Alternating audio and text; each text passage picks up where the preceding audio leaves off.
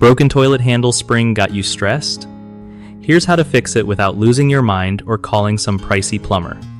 So, first off, you gotta shut off the water supply to the toilet. There's usually a little valve right behind it.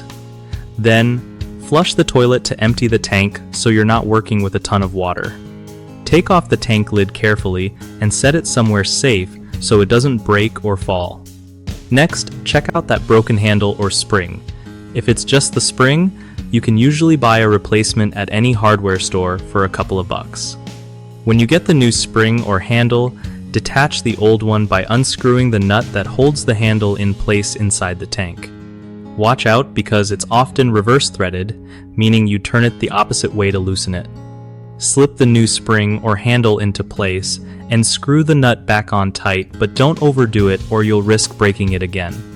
Finally, test the handle by flushing a couple of times to make sure everything moves smoothly and isn't sticking or too loose.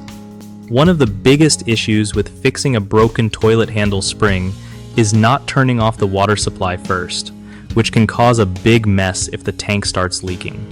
Just remember to close that valve before you do anything else. Another common mistake is over-tightening the nut holding the handle, which can crack the porcelain or strip the threading.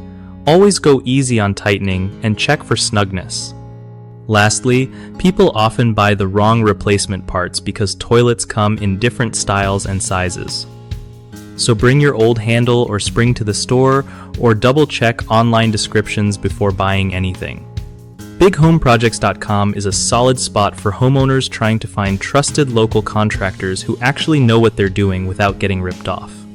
It also hooks up contractors with real clients looking for help on projects big or small, making it easier for everyone to get stuff fixed right the first time.